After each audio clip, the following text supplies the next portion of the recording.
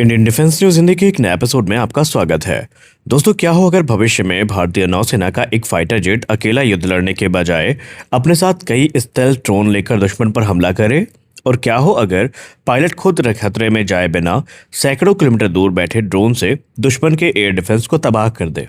अगर मैं आपसे कहूं कि भारत ने इस दिशा में एक बहुत बड़ा कदम उठा लिया है तो शायद आपको यकीन नहीं होगा।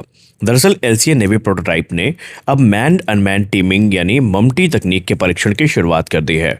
ये वही तकनीक है जिस पर अमेरिका, चीन और दुनिया की कई बड़ी सैन्य शक्तियां तेजी से काम कर रही है। लेकिन भारत की योजना इससे भी आगे की है। भविष्य में तेजस मार्क 1 अल्फा ट्रेनर्स, इसके अलावा कैट्स वॉरियर स्टेल्थ ड्रोन और ट्विन इंजन डिग बेस्ड फाइटर जैसे कार्यक्रम एक दूसरे से जुड़ सकते हैं। तो आखिरकार ये मैन अनमैन्ड टीमिंग टेक्नोलॉजी है क्या? भारतीय नौसेना इसे इतना क्यों विकसित करने में उतारू है? और इसके अलावा जो ट्रायल्स है इनमें क्या हुआ और भविष्य में इसका क्या असर होगा, आइए विस्तार से समझते हैं। पहले हम समझते हैं कि ममटी है क्या। देखिए, ममटी का मतलब होता है मैन अनमैन्ड टीमिंग। आखिरकार ये है क्या? इस तकनीक में एक मानव विमान को उड़ाया जाता है, या यूँ कह ले एक मैन्ड फाइटर जेट है वो उड़ान भरता है, और वो मैन्ड फाइटर जेट अपने साथ बहुत सारे जो अनमैन्ड कॉम्बैटिव व्हीकल है उन्हें नियंत्रित करता है।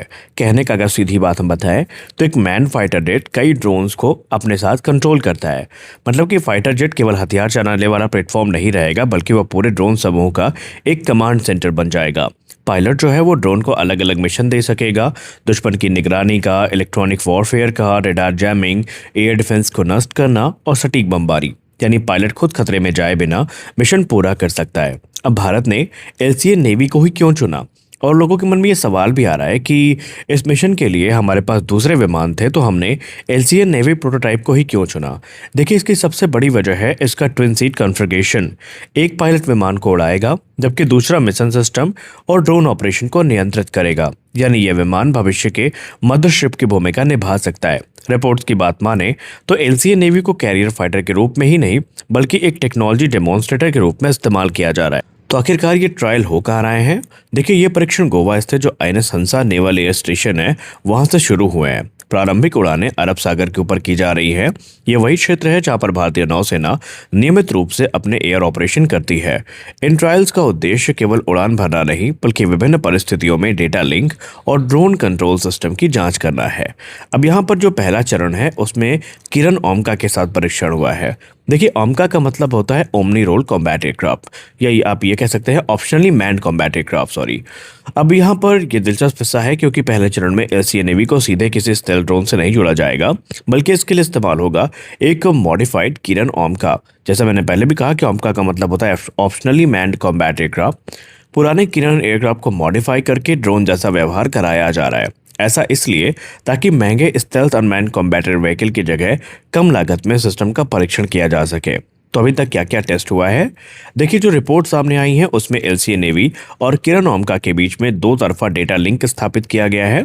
दोनों विमान एक दूसरे के साथ जो फॉर्मेशन फ्लाइंग है वो कर रहे हैं। टारगेट इन्फॉर्मेशन हो गया, नेविगेशन डेटा हो गया, और जो फ्लाइट कमांड्स हैं वो साझा कर रहे हैं। इस रिपोर्ट में ये भी बताया गया या ये दावा किया गया कि 100 किलोमीटर से अधिक दूरी तक डेटा ट्रांसफर सफल रहा है। हालांकि इस दावे की अभी आधिकारिक पुष्टि नहीं हुई है। तो अब यहाँ पर अगला चरण क्या होगा? देखिए, प्रारंभिक परीक्षण सफल होने के बाद अब अगला लक्ष्य होगा इलेक्ट्रॉनिक वॉरफेयर वातावरण में परीक्षण, जहां पर दुश्मन लगातार कम्युनिकेशन जैम करने की कोशिश करेगा। अगर ममटी वहां भी सफल रहती है तो भारतीय नौसेना के लिए ये एक बहुत बड़ी उपलब्धि होगी, क्योंकि भारतीय नौसेना काफ़ी ज़्यादा इस प्रोग्राम को लेकर इंटरेस्टेड है। तो भविष्य में कौन कौन से ड्रोन उड़ सकेंगे? अब आते हैं सबसे रोमांचक हिस्से पर।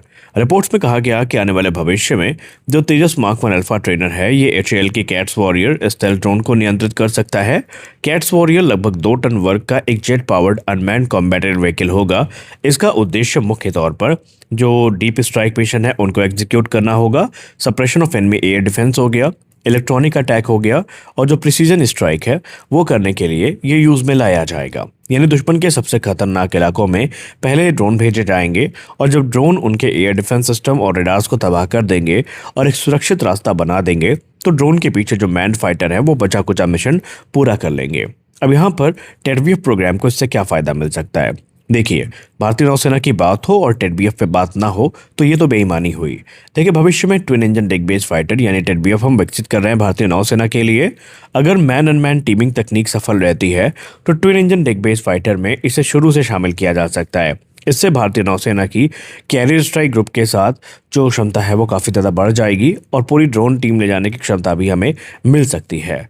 अब भारत अकेला देश नहीं है जो इस प्रकार की एडवांस टेक्नोलॉजी पर काम कर रहा है।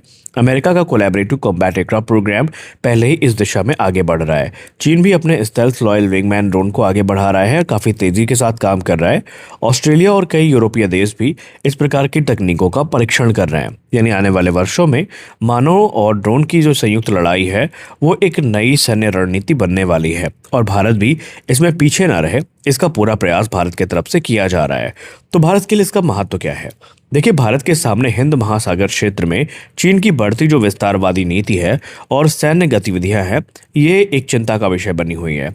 चीन एक तरफ खुद तो अपनी क्षमता को बढ़ा ही रहा है, पाकिस्तान को भी वो एडवांस ड्रोन सप्लाई कर रहा है और साथ ही साथ जो लंबी समुद्री सीमाएं हैं ये भारत के लिए बड़ी चुनौती तो हैं ही।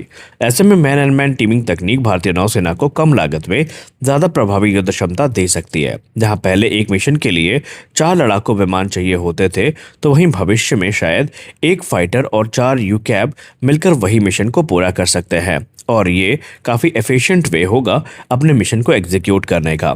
लेकिन यहाँ पर कुछ चुनौतियाँ भी हैं। हालांकि ये तकनीक इतनी आसान नहीं है, इसके सामने कई चुनौतियाँ हैं। सबसे बड़ी चुनौती है सुरक्षित और जैम प्रूफ डेटा लिंक। दूसरी चुनौती है आर्टिफिशियल इंटेलिजेंस आधारित निर्णय प्रणाली और तीसरी चुनौती है एयरक्राफ्ट कैरियर से यूकैफ का संचालन। इन सभी क्षेत्रों में अभी लंबा विकास कार्य बाकी है।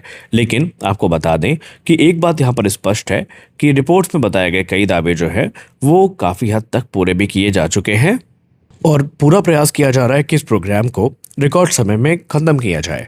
हालांकि आपको बता दें कि इस समय आपके मन में एक कन्फ्यूज़न हुई होगी जिसको इसी वीडियो में क्लियर कर देना ज़रूरी है। वो कन्फ्यूज़न ये है कि क्या हम जो LCA नेवी है इससे सर्विस में भी देखने वाले हैं।